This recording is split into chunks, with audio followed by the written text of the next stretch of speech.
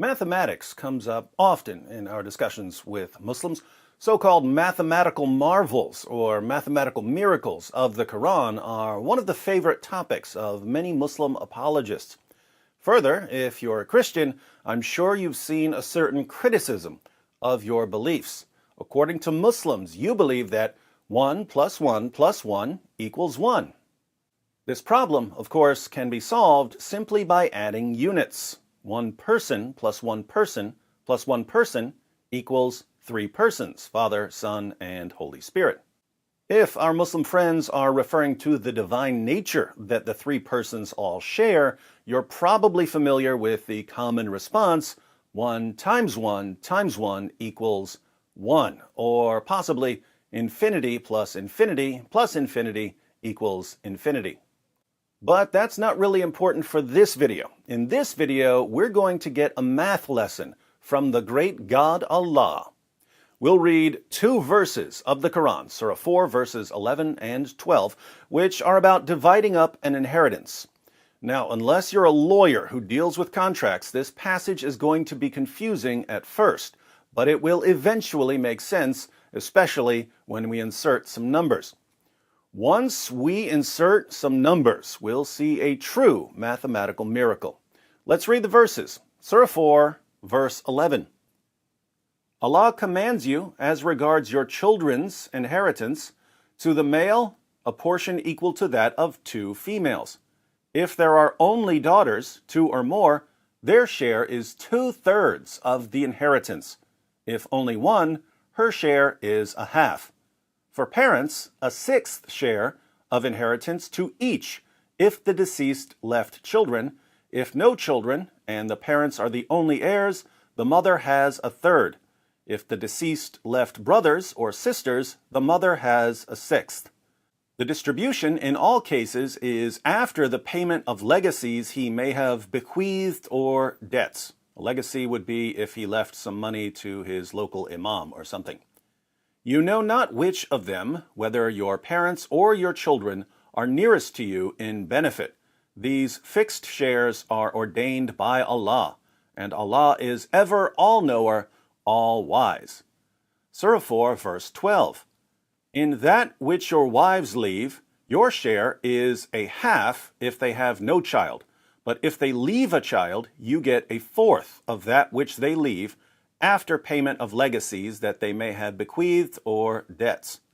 In that which you leave, there, your wife's share, is a 1/4 if you leave no child, but if you leave a child, they get an 1/8 of that which you leave, after payment of legacies that you may have bequeathed or debts.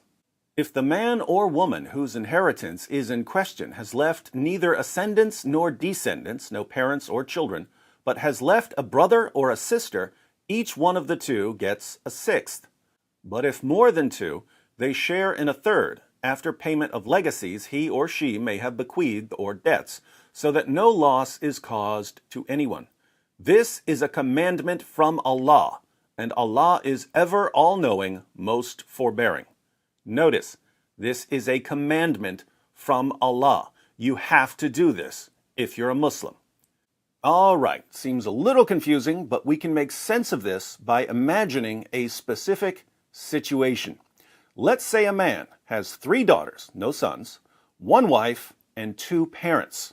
He dies and leaves behind $24,000 as an inheritance. To keep things as simple as possible, let's say that he hasn't left anything to any non-family member as a legacy and that he was debt-free when he died. Watch what happens when we divide up the inheritance. How much of the $24,000 will his daughters inherit?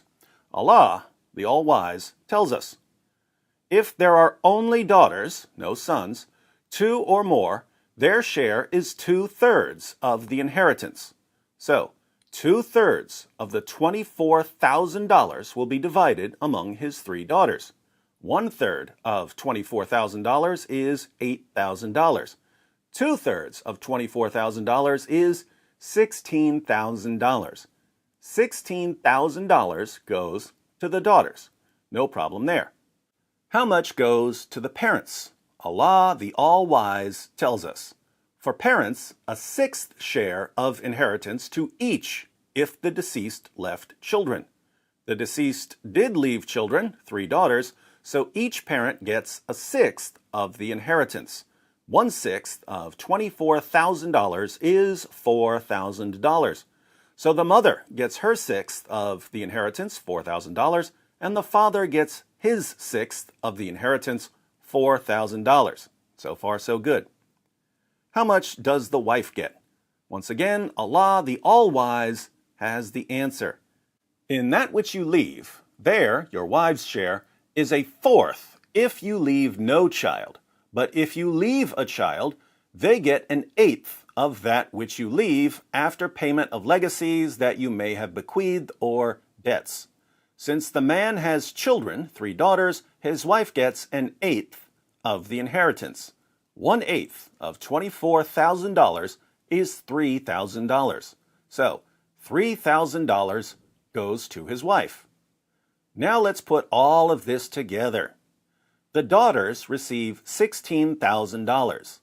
The mother receives $4,000. The father receives $4,000.